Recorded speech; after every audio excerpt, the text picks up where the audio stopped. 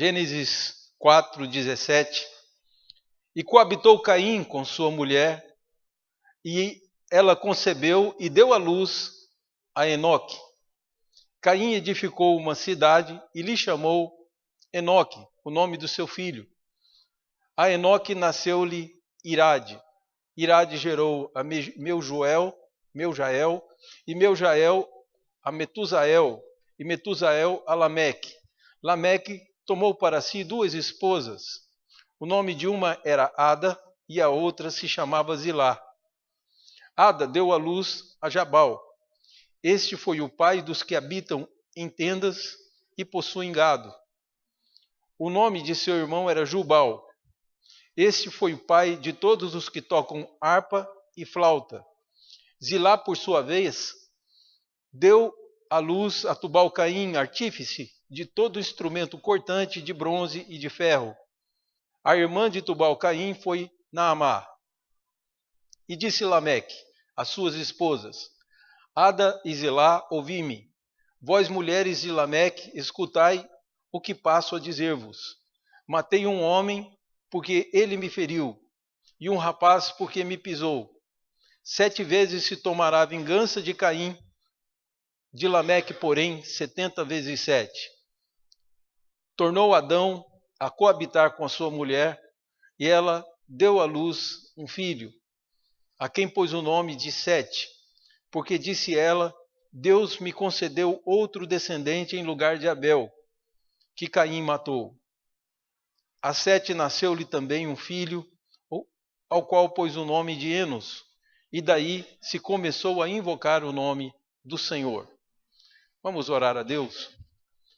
Senhor nosso Deus, pedimos a iluminação do Teu Espírito sobre nós, porque não somos suficientes para verdades tão sublimes, tão puras da Tua palavra.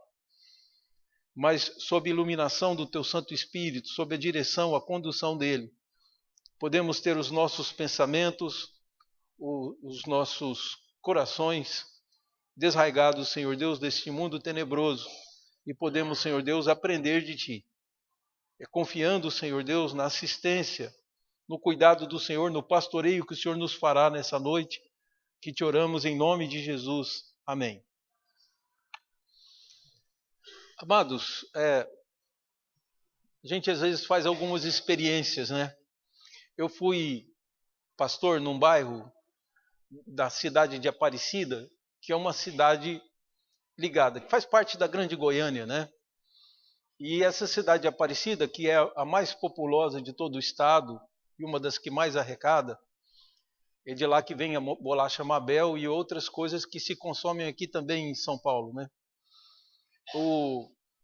Então, na cidade de Aparecida, tinha um bairro chamado Cidade Livre, e eu fui pastor lá. Eu achava esse nome bonito, porque eu ficava imaginando Cidade Livre é o que é a igreja, né? Ia lá pregar e tudo. E depois descobri que o nome não tinha sua origem muito boa. Lá era chamado de Cidade Livre porque foi, um tempo antes, habitação de bandidos. E que era comum as pessoas saírem, isso moradores de lá me disseram, era comum sair à porta e encontrar um cadáver, 2 cadáveres pela calçada. Era uma cidade muito violenta. Esse nome Cidade Livre se dava ao fato de que as pessoas estavam livres da lei. E livres para fazer o que quisessem. E depois disso, muitos agradeceram. Uma moça me disse, inclusive uma líder da Igreja Católica de lá, eu perguntando a ela como que a violência da Cidade Livre foi resolvida tão rápido, e ela disse que foi uma coisa interessante, que era pela multiplicação das igrejas evangélicas no bairro. Só no pequeno bairro Cidade Livre tinham 6 igrejas só da Assembleia de Deus. Tinha uma presbiteriana, que era a que eu pastoreava, que era uma congregação que mais tarde se tornou igreja. E então, na realidade, disse ela que foi a multiplicação. Eu ouvi dizer que houve um delegado e tal, que foi muito duro aqui, que matou pessoas. Ele disse, não foi isso. A multiplicação dos evangélicos, porque quem usava droga parou de usar, e quem vivia de bebedice de noite e tal, onde gera violência, ele parou. porque passou a ser crente. Então, por causa do número de igrejas evangélicas que se espalhou, a Cidade Livre se tornou um lugar habitável e seguro. Era seguro. Foram muitos e muitos anos eu morando em Goiânia e indo de ônibus para pastorear a igreja. Eu nunca tive incidente nenhum, porque lá era realmente o bairro mais seguro. E segundo essa moça, era por causa da multiplicação daqueles que seguiam o evangelho que restaurou, de certa forma, a civilização naquele lugar. Bom, nós estamos aqui diante de uma experiência, queridos. O texto que nós temos está nascendo uma cidade e uma civilização. Mas é interessante que ela nasce devido a um homicídio e a uma fuga. É isso que nós temos nesse texto. Caim acabou de matar Abel e foge. Mesmo Deus tendo dado garantias de que ele estaria seguro, mesmo assim ele foge com medo dos seus irmãos vingarem a morte de Abel. E fugindo, casa-se, constitui família. Um dos filhos que tem é Enoque, não confunda esse Enoque com o outro Enoque, tá certo? Filho de Jared, esse é outro Enoque, pai de Matusalém, pai de outro Lameque, que foi o pai de Noé. Então, há um Enoque que foi avô de Noé, o bisavô de Noé. Esse Enoque é Enoque de Caim. E aí ele dá um nome para a cidade.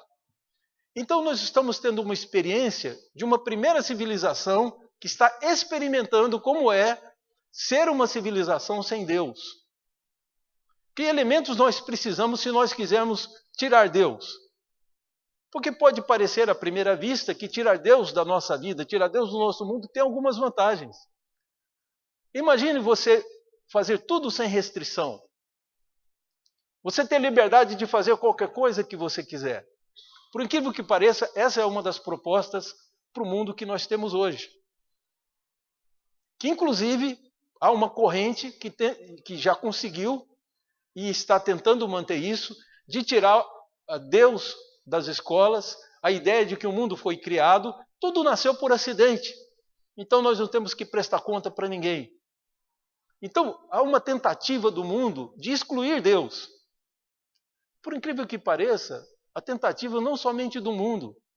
Talvez eu não sou ingênuo de achar que não há evangélicos que estão tentando ser evangélicos e excluir Deus da sua igreja, Deus da sua vida. Isso tudo é possível. Mas a grande questão que nós temos aqui é que se nós estamos dispostos, ou tivermos como propósito, como esse mundo tem, de tirar qualquer ideia de milagre, de Deus, de intervenção, que nós mesmos vamos resolver nosso problema, pela evolução da ciência e da tecnologia, que nós vamos dar sentido à nossa vida, mesmo sem a ideia de Deus, algumas coisas nós vamos precisar. E acaba que essa civilização que Caim está criando é uma civilização que experimentou, que já nos dá sugestões de elementos que vamos precisar para o mundo sem Deus. É exatamente isso que nós podemos ver. É uma tentativa, no fundo, queridos, de Caim e seus filhos, de reproduzir um paraíso na terra, já que agora, com a morte de Abel, ele sente que seu caminho está completamente impossível retornar para o paraíso. Adão e Eva ainda pensam, porque tem uma promessa de Deus, de que as coisas seriam restauradas.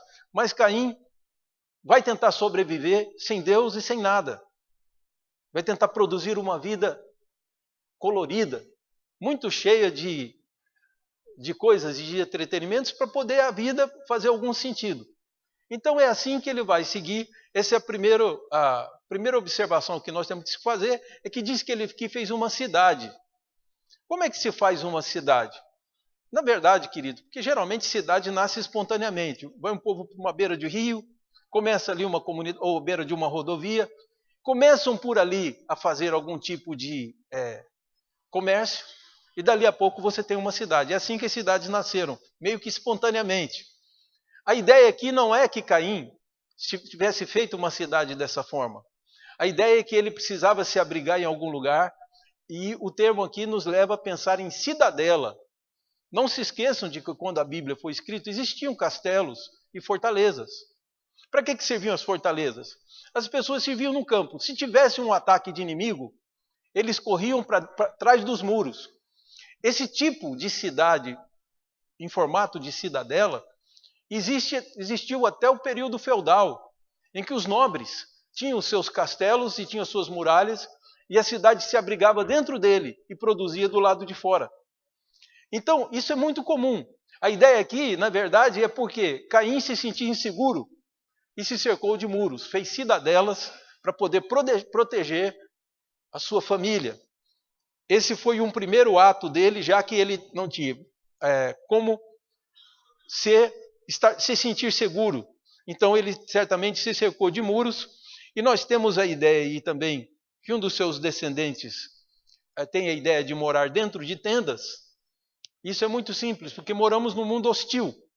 Lembre-se que a terra não produziria somente coisas como hortaliças e ervas para que a gente se alimentasse, mas a terra produziria também espinhos, que se calcula que daí vieram também os escorpiões, as cobras e todos os outros tipos de animais peçonhentos, e que o homem estaria sob risco. Daí, morar em tenda protege do sol, o sol já não é mais tão suave, e aqui nós temos também proteção de chuva, que viria depois do dilúvio, mas do vento e também de animais peçonhentos.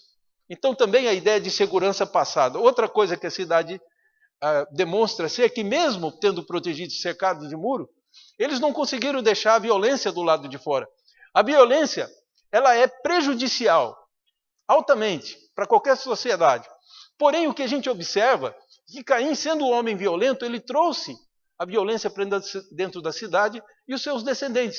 Tanto que Lameque matou um homem porque pisou nele. Talvez ele tenha pisado no pé, ou foi uma desavença, e ele matou um rapaz. Então, não adianta eu me cercar de muros quando o mal sou eu. Se eu vou morar ali dentro, essa sociedade não vai funcionar. A segurança também não existe. Esse é um dos elementos. Outro elemento que nós podemos perceber é que família segue. Família é necessário. Ainda que inventada por Deus, nós homens não podemos abrir mão delas. Porque é necessário a reprodução e a preservação da vida. Isso é feito pela família.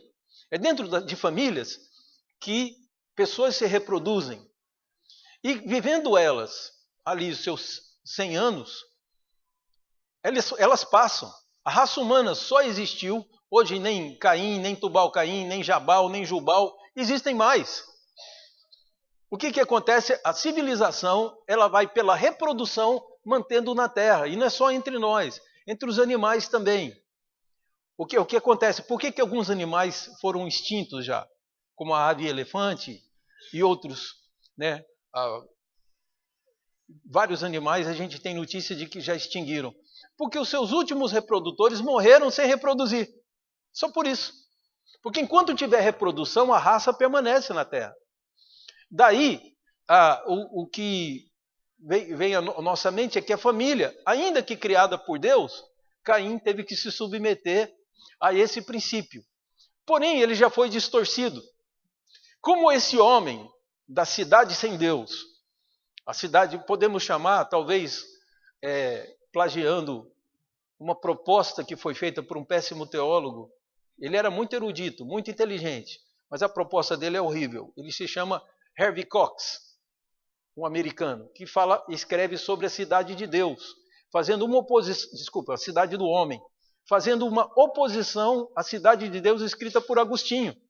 Agostinho escreve um clássico, que é a cidade de Deus, idealizando, né, como seria a sociedade regida por Deus.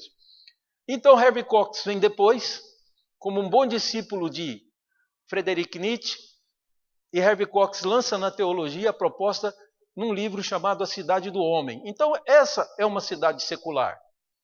É uma cidade onde Deus não é relevante.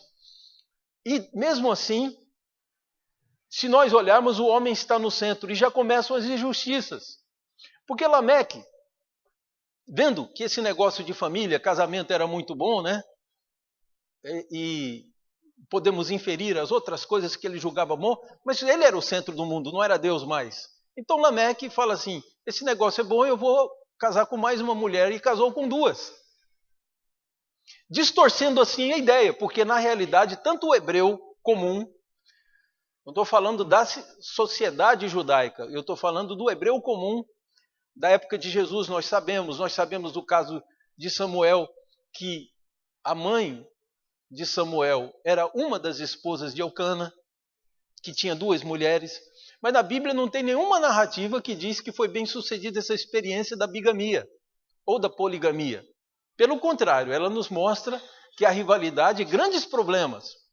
Mas Lameque então experimentou. Se tem gente hoje que acha que esse policasamento, sei lá como é que chama, poliandria, que eles lançaram aí, ele é novidade, não é, no começo do mundo já se foi tentado. E a nova cidade não tinha padrão. Portanto, se Deus deu somente uma esposa, e era isso que o hebreu pensava e o que o cristão pensava.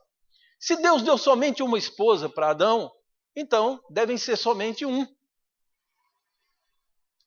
A monogamia, que tem a sua origem no próprio texto bíblico, e que depois você vai ver no cristianismo, que Jesus, sabendo que sociedades gregas, sociedades semíticas, e entre elas a sociedade judaica tolerava a bigamia e a poligamia, que era uma injustiça para a mulher, porque não permitia poliandria, que aí sim a sociedade estaria perdida, né? Poliandria é uma mulher que casa com vários maridos.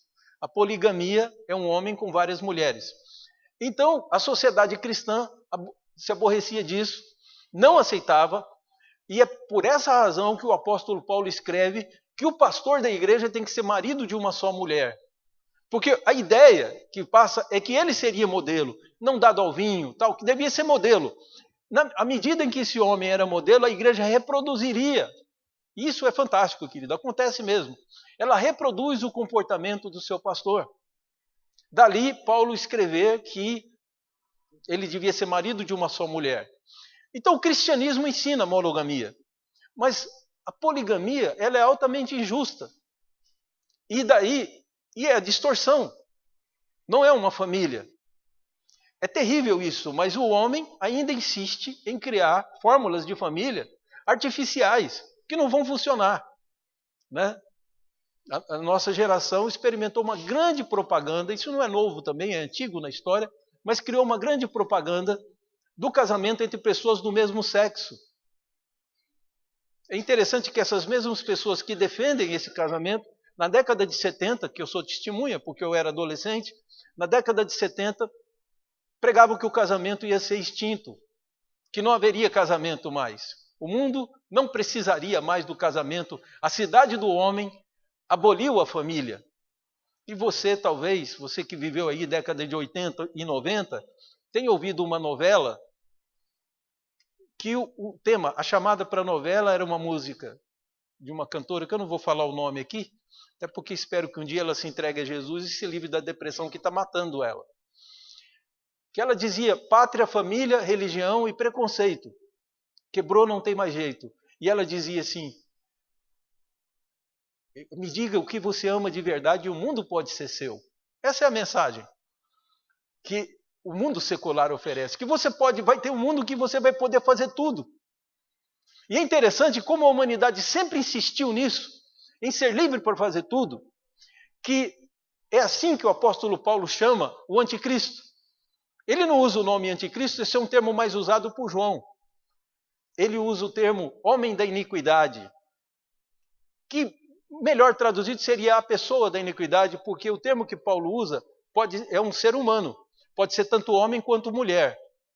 E por que iniquidade? A iniquidade que é usada ali, o termo grego é anomia, que vem de duas palavras. A, que é uma negação, né?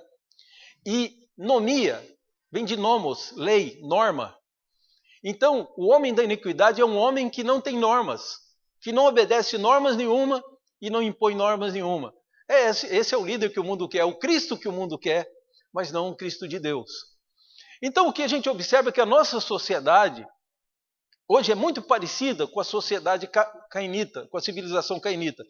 Por quê? É obrigada a manter a família, porque senão ela não subsiste. Os sociólogos seculares dizem que a família é a célula máter da sociedade. Mas, por outro lado, distorcem a família e tentam fazer da família do jeito dele, uma versão humana da sociedade. Essa é uma proposta tão sutil que na década de 70 já havia uma proposta daquele cantor Djavan que muita gente não percebe, cantava música. Ele dizia que pai e mãe é ouro de mina. Mas o que o homem faz é lapidar para tornar o mundo melhor. Então o que Deus fez é bom, mas o homem melhora. Ele chega de dizer que o homem é capaz de caetanear o que é de bom. Então a proposta que a gente tem do secularismo é essa. Deus não soube fazer o mundo, nós vamos fazer um mundo melhor do que Deus. Só que o que observamos é que nessa ideia de família, um homem egoísta, porque se sentiu ultrajado por outro, ele mata alguém. E chega e conta para sua esposa preocupado porque a violência foi para dentro dos muros. O mal não está do lado de fora, o mal está onde o homem está. Não adianta fazer mosteiros, conventos, para que a gente fique livre do pecado, porque essa era a ideia quando nasceram os conventos, livre de uma sociedade corrupta. Quando a gente vai pôr homens dentro desses conventos, seres humanos dentro dos mosteiros, o mal vai lá para dentro, a imoralidade vai lá para dentro do mesmo jeito. E daí Lutero, quando faz a reforma, se refere aos frades que ele conhecia muito bem, porque ele foi um frade também, e ele chamava de um bando de gordos beberrões e comilões. O comportamento, e que também prostituíam, o comportamento era horrível. Se hoje já não é aquele modelo, imagina na época de Lutero. Quando Lutero era criança, foi papa em Roma, que Lutero era menino, foi papa em Roma. O famoso, esse foi o famoso representante dos Borgias, que teve uma vida imoral, ele e seus filhos, e ele morava no Vaticano e era o Papa. Então, não foram só a moralidade e a correção de João Wycliffe e de João Hus que pavimentaram o caminho para a reforma acontecer. A maldade e a perversão e a opressão que a Igreja Católica exercia sobre o mundo ajudaram muito que a reforma fosse aceita no mundo inteiro, no mundo nórdico, né? O sul da Europa permaneceu católico e por isso não desenvolveu tanto. Bom, prosseguindo, então nós vemos filho, duas esposas e violência. Aí você segue em frente e observa que ele cita dois homens, são citados aqui. O verso 21 diz que o irmão, filho de Ada com Caim, filho de Ada com Lameque, foi um homem chamado Jubal, que era pai dos que tocam harpa e flauta. Enquanto isso, Zilá deu um outro filho que desenvolveu habilidades de trabalhar metais. Isso aí é fácil de entender. A questão do trabalho dos metais foi o início da tecnologia. Porque se o homem faz ferramentas, se ele inventa uma enxada, ele tem um instrumento ali para cuidar da terra. Então ele vai tirar comida da terra e a tecnologia estava começando ali com o uso dos metais. Esse homem, então, possivelmente forjado a frio, era na pancada que ele fazia, mas ele trabalhava metais. E ao lado dele teve um que inventou instrumentos musicais e a música. Aí nós temos a triste notícia de que a música antecedeu o culto. Que aqui nessa época ninguém invocava o nome do Senhor. Então a música foi uma coisa inventada pelo homem com um único objetivo. O objetivo inicial foi esse, só um: entretenimento. Então o homem agora trabalha com metais, então ele ganha tempo para poder aproveitar a vida, para não ficar trabalhando de sol a sol, de domingo a domingo, se esforçando. Não, o homem agora vai ter tempo de folga. E o que ele vai fazer no tempo de folga? Bom, é simples. Nós inventamos a música, vamos nos entreter. Então, aqui nós temos o início do entretenimento, a tentativa de fazer um paraíso. Uma terra em que Deus disse, com o suor do seu rosto você vai comer o seu pão, e o sujeito vai dizer, mas eu não vou suar tanto porque eu vou inventar jeito. Nós vamos inventar o elevador, nós vamos inventar o celular. A tecnologia estava nascendo ali, que é tornar a sua vida mais suave, menos dura. você vai ter mais tempo para si. Essa que é a ideia do mundo moderno, do mundo secular. E não me esqueço de uma cena de filme em que uma moça tentava falar com seu pai e não conseguia, porque ele era um homem muito ocupado. Era um empresário de multinacional, gerente lá e diretor de multinacional.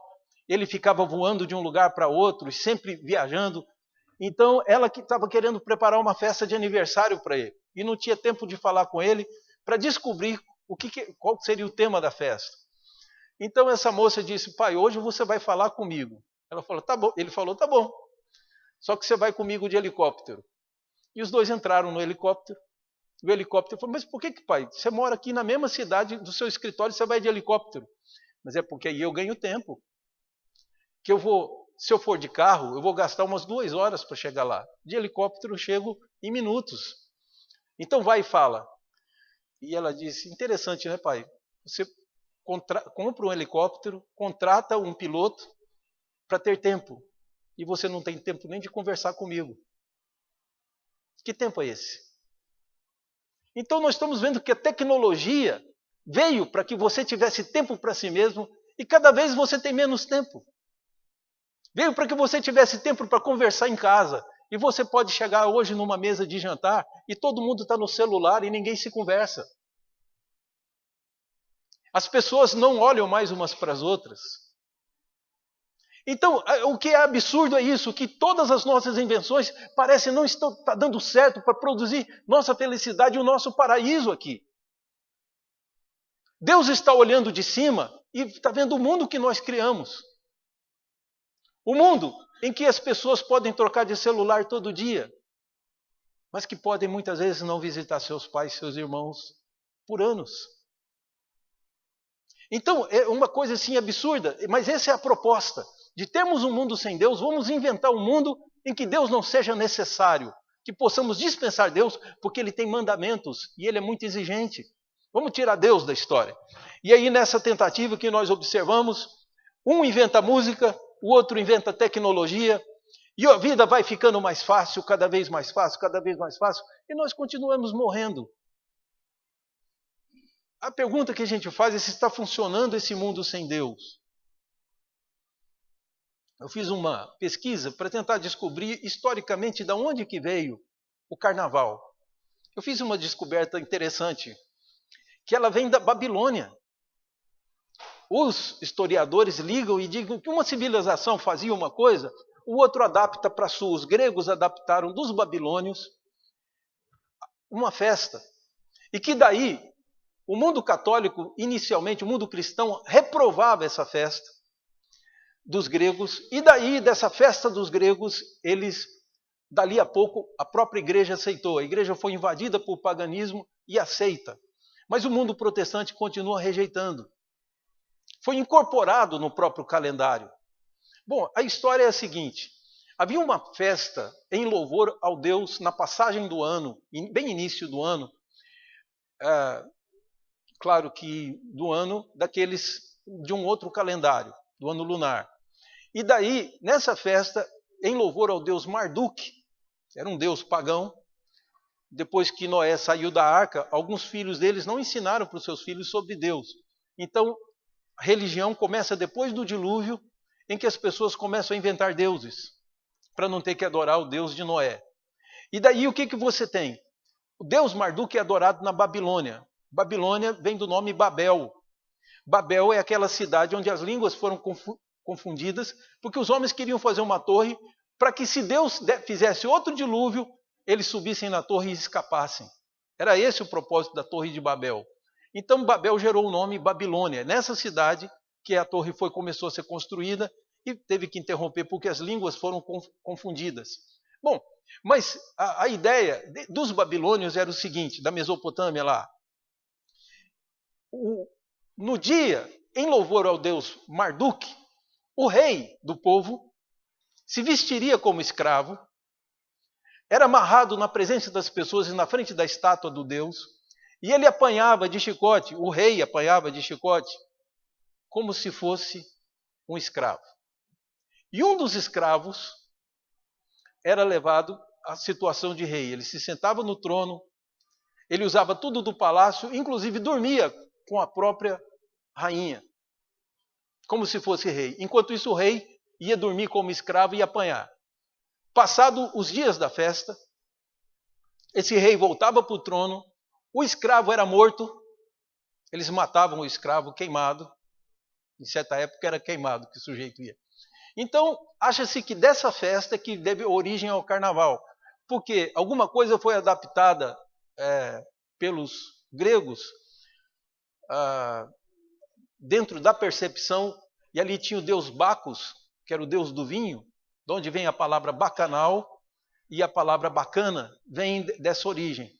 E depois passou isso, uma festa na que você podia fazer tudo.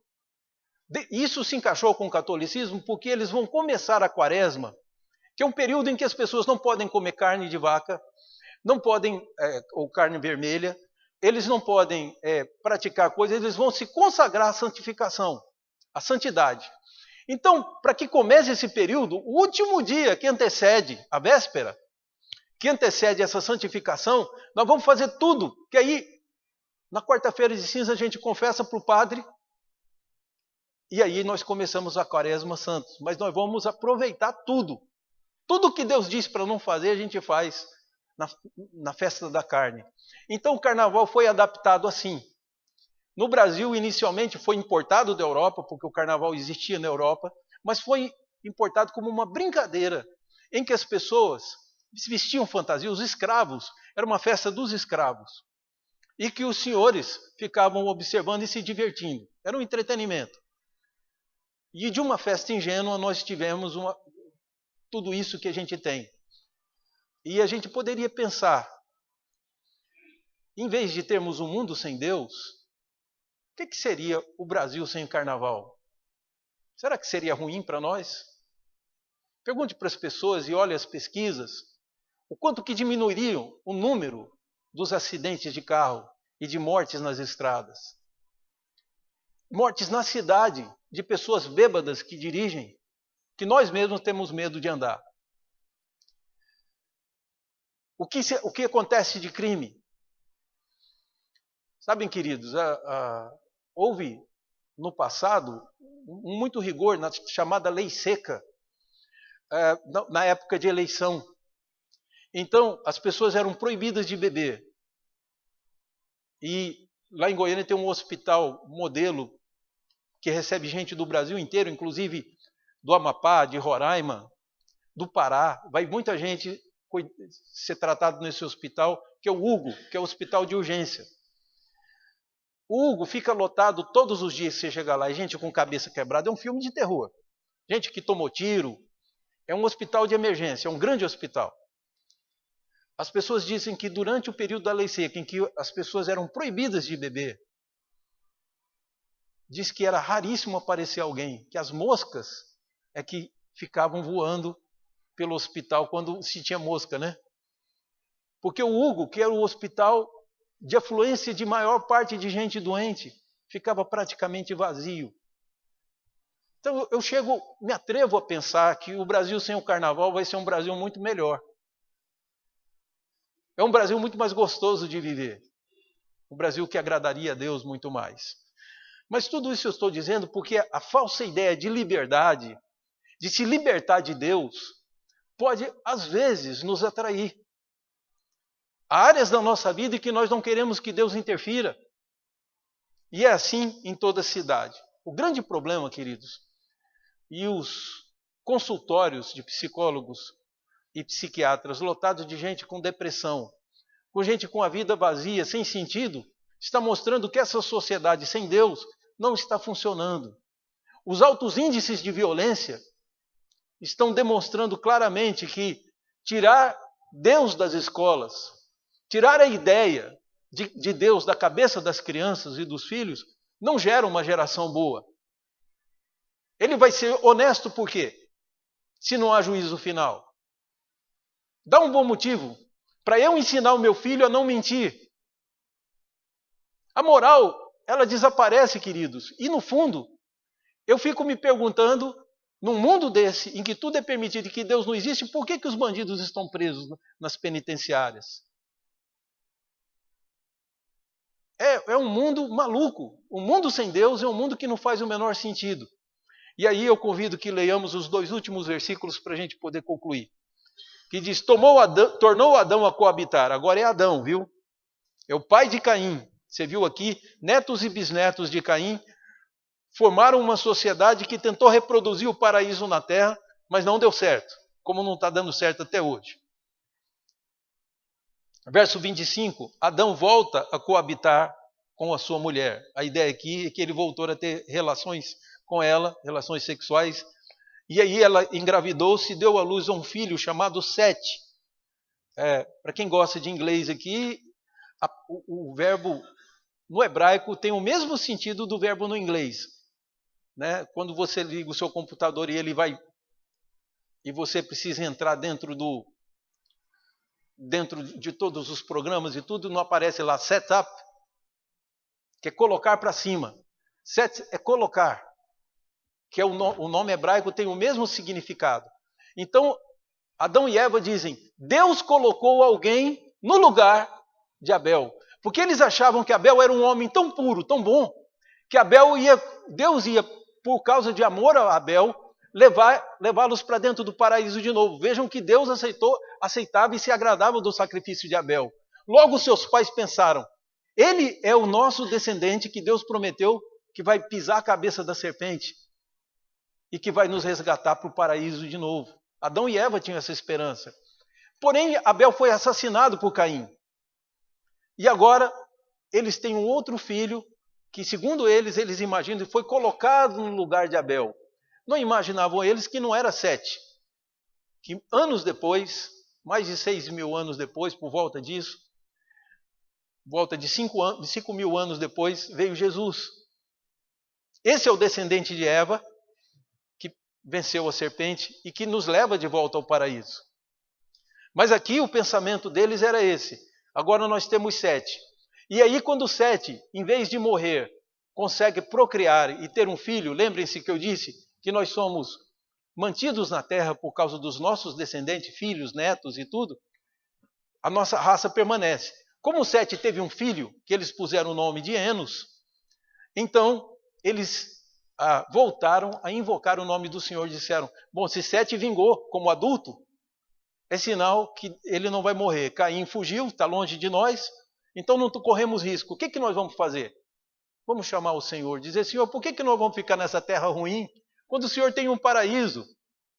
Adão e Eva conheciam e sabiam como era maravilhoso lá, eles queriam voltar para o paraíso. E aí, para poder encerrar, eu vou te fazer essa pergunta, porque você vai fazer parte de um desses 2 grupos. Não tem como um ser humano não estar encaixado em um grupo. Ele pode tentar até colocar os pés nas 2 canoas, mas ele não se sustenta. Tá? Ou você faz parte do grupo que se esqueceu de Deus e quer fazer um paraíso na terra, e já vou te avisando, não vai funcionar. Ou você faz parte do outro grupo que invoca o nome do Senhor e espera nele o paraíso. Porque o paraíso sem Deus, querido, vou te contar esse segredo, que a Bíblia nos mostra. Eu vi isso nos discípulos de Jesus também, lendo. Saiba de uma coisa, meu querido, o paraíso sem Deus não tem a menor graça. É tão ruim quanto o inferno. O prazer do homem é Deus, não adianta ele se encher de entretenimento, de ver todos os filmes, de ver tudo, para preencher um vazio da sua vida, que só Deus pode preencher. Então o que nós precisamos aqui?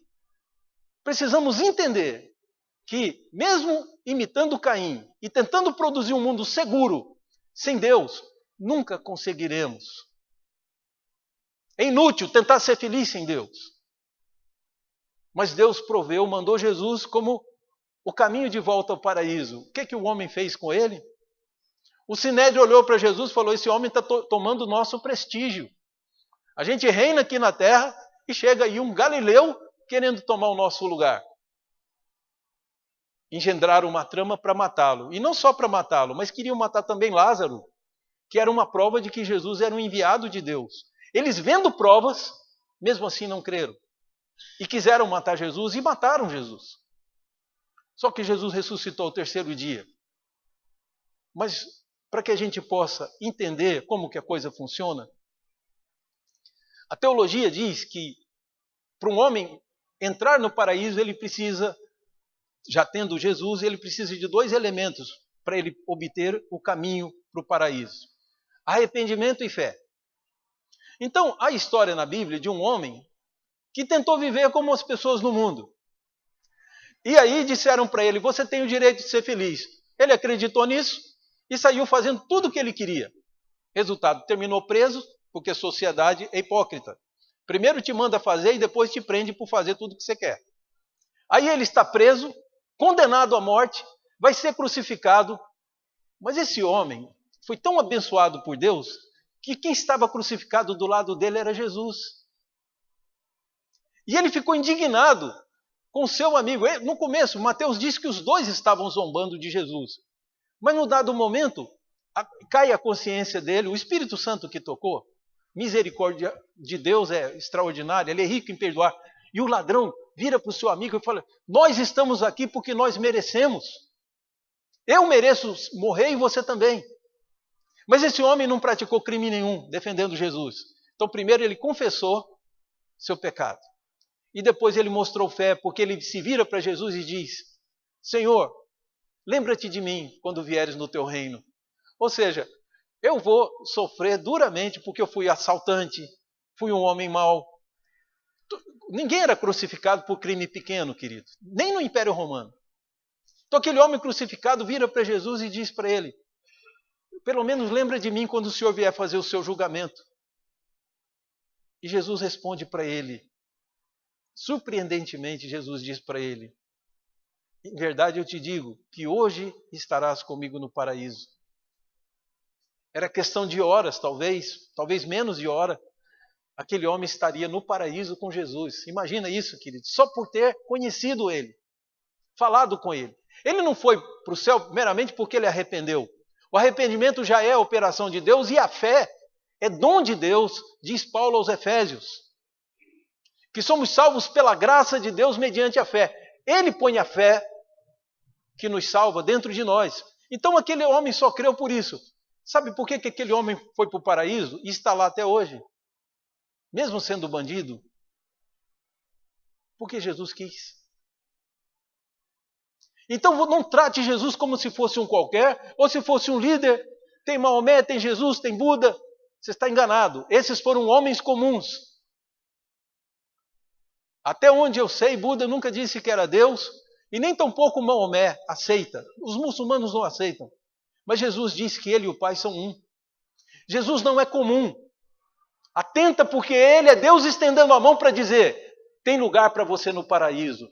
Creia no meu filho e você vai entrar. Então, querido, ou você faz parte de um grupo ou de outro. Não tem como fazer parte dos 2 ao mesmo tempo. Ou você está tentando produzir o seu paraíso aqui nessa terra e vai fracassar, porque não adianta. A hora que tiver tudo pronto, aí vem a voz da morte. Hoje pedirei a tua alma, e o que tens guardado será para quem, né? Ou, por outro lado, você vai aquilo que funciona. Os discípulos de Jesus tiveram de Jesus a liberdade de se afastar dele. Jesus pergunta: vocês querem seguir com esses que estão indo embora? E Pedro fala pelos outros discípulos dizendo: para quem iremos, Senhor? Só tu tens a palavra de vida eterna e temos crido e conhecido que tu és o Messias, o Santo de Deus. Então Pedro está dizendo que o tesouro era tão precioso que não tem outro no mundo. Quem olha para Jesus e vê o paraíso é um abençoado. Então o paraíso tem um lugar para você. Nós somos originalmente de lá, numa terra onde não tem morte, tristeza, nem dor. Nós não temos nenhum tipo de angústia. Essa é a terra que Deus tem para nós. Mas só é possível em Jesus. Pode fazer quanta caridade fizer, pode distribuir milhões entre os pobres. Não, você não vai ganhar o reino do céu por isso. Você vai ganhar se crer em Jesus. E Jesus encerra com uma palavra de segurança, que para mim é extraordinária, espero que seja para você. Jesus diz: ninguém vem a mim se o Pai não trouxer arrastado. de aquele que vir a mim, de jeito nenhum, de modo algum, eu lançarei fora. Que maravilha, né? O Pai me levou para Jesus e Jesus disse: quem o Pai trouxe eu não jogo fora. Vai ficar comigo até o fim. Então, queridos, nós sim temos motivos para comemorar. Se você perguntar a alguém na rua, o carnaval comemora o quê mesmo? Diz, não sei. Não sei quem que está fazendo aniversário, eu quero é comer o bolo, né? Eles não têm a menor ideia do que eles estão comemorando, porque não tem nada para comemorar. Mas nós estamos aqui num culto, num domingo de carnaval, celebrando a vida que o Senhor nos deu. Amém? Vamos orar ao Senhor.